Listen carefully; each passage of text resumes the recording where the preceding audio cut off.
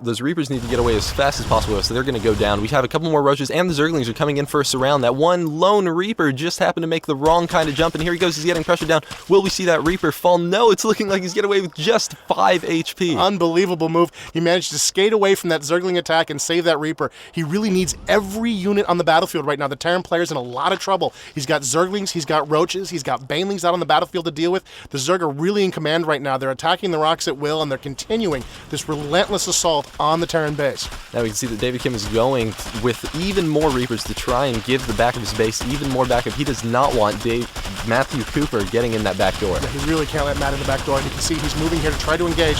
He's jumping down. The Reapers are very effective, those 2 pistols, against those Zerglings. And you can see he doesn't want to fight the Roaches quite as much. Even though he might be able to survive that fight, he would lose a lot of Reapers as part of the battle. And you can see the Zerg knows this. He's bringing up more Roaches to keep putting pressure on these rocks. At the same time, he's moving other forces to the front, trying to keep David Kim guessing, where are the Zerg going to attack next?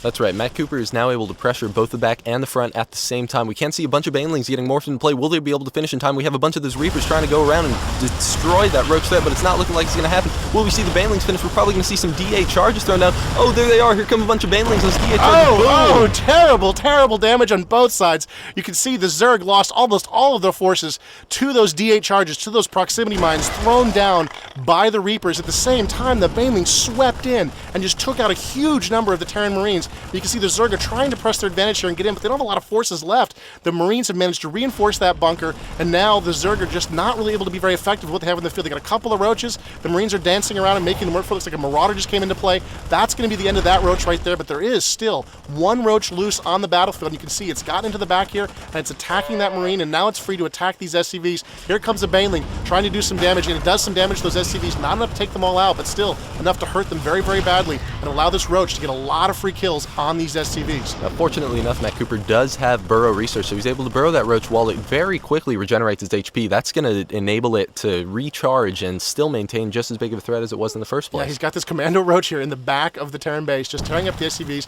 and he's continuing to pressure the Terran's front door, moving in Zerglings against those Marauders. Not a lot of forces moving, a little bit of a waste of an attack here by the Zerg player, but he wants to keep the pressure up, and he wants to try to make sure that the Terrans can't figure out what to do. You see, the Roach is up again, and he's tearing away at those SCVs, killing as many as he can. Meanwhile, the Terrans are moving up some forces, trying to take out that Roach and end this persistent threat.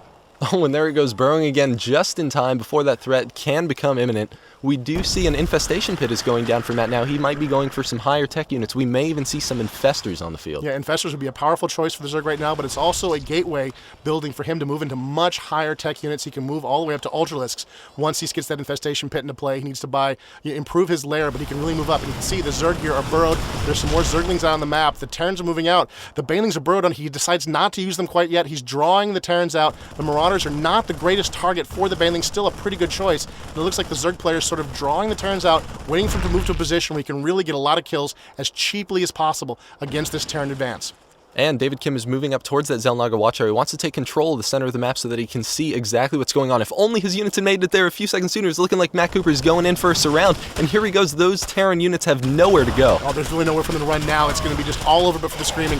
Here comes the Banelings moving in, just taking out those Marauders, blowing up, killing everything in sight, and the Zerg once again have just complete control of this battlefield. A few Marines coming way too late, trying to rescue their buddies, don't arrive in time, and they're all torn down by this relentless Zerg attack. Now, Matt Cooper, again, is maintaining control of the front of David Kim's base. If he is able to keep up his economic advantage, we could really see him contain David Kim until the bitter end. And you can see he's attacking the back door again here, trying to break through these rocks, and it looks like David Kim has got nothing left to defend these rocks with right now. He's going to have to let them fall, and that's going to give the Zerg another entrance into the Terran base. I don't really see how the Zerg player cannot fail to just overrun the Terrans. He's got more Banelings coming into play, and that supply depot is going to go down very quickly to this Zerg attack. Now, all these Banelings are just about to finish morphing. We could see them make it right into David Kim's resource line and destroy a ton of SCVs. Here go the Zerglings. They're trying to lead the way here. Oh, and a couple Marauders and some Marines make it into some bunkers. It's looking like those Zerglings cannot pursue. Yeah, David Kim realized the threat and the danger was in there. He put up some bunkers very, very quickly to allow him to defend his base there. He knew he was not going to be able to protect those rocks anymore and that they were going to fall eventually.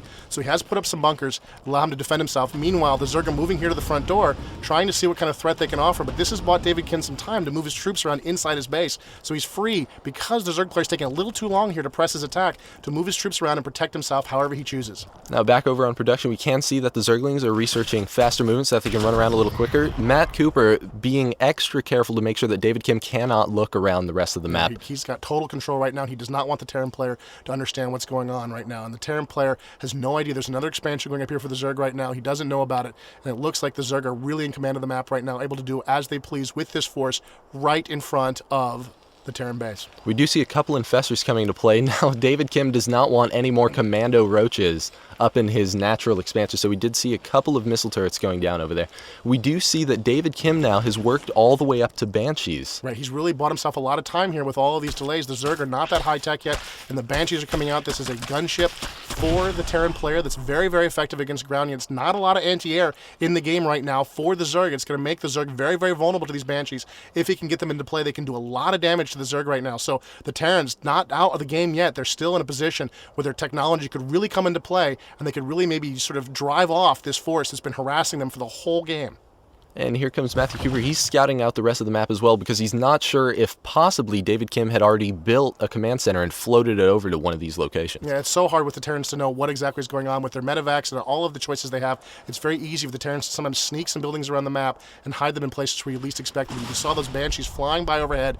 Not a lot of Banshees moving out here from the Terrans, but he is in a bad position. He needs to try to put some pressure back on the Zerg, and this is what he needs to find to destroy. What a great move by the Terran player, using these Banshees to find this expansion and forcing this expansion, just destroying this expansion entirely and forcing it out of the game.